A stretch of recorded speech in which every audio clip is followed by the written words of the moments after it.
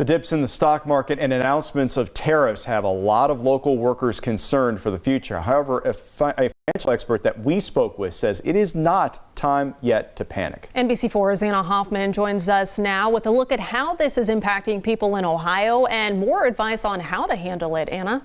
Jen and Jared, the financial expert I spoke with, says he understands why there are concerns, especially if you're close to retirement age. But again, he says not to panic. I also spoke with the president of the Ohio Farmers Union, who's feeling the effects of the tariffs. She says feeling uncertainty is the hardest part. Just as quickly as the market came down, the market can also go back up. Michael Martinez, the president of the pension group, says this is not the first time the U.S. economy has looked like it does now. I know people are nervous right now. Trust me, we all are. But the reality of it is we went through this back Trump 1.0, especially when Trump talked about tariffs back in his first presidency. It certainly had a negative impact, but then things rebounded. Martinez says that rebound, though, will take time. He says he knows people do not like uncertainty, but if you're looking at investments like your 401k profile, to weigh your options before making a panic decision. I think it really comes down to someone's age. You know, someone in their 30s, 20s, 30s, even 40s, they got time.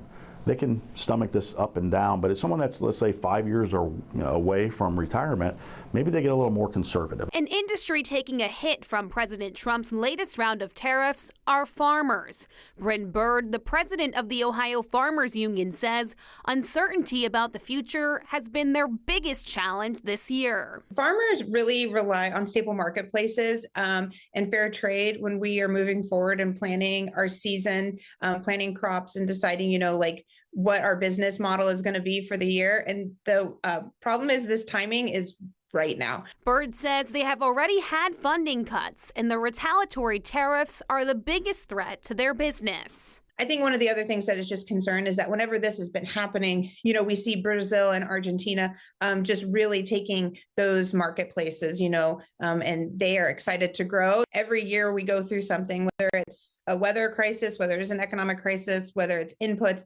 And so farmers will keep farming. As for how to best handle your investments, Martinez says this is his best advice. The reality of it is no one has that crystal ball.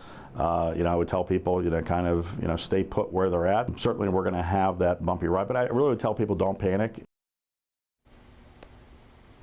Again, he says everyone's situation is different. So if you are unsure about what to do, check with an expert.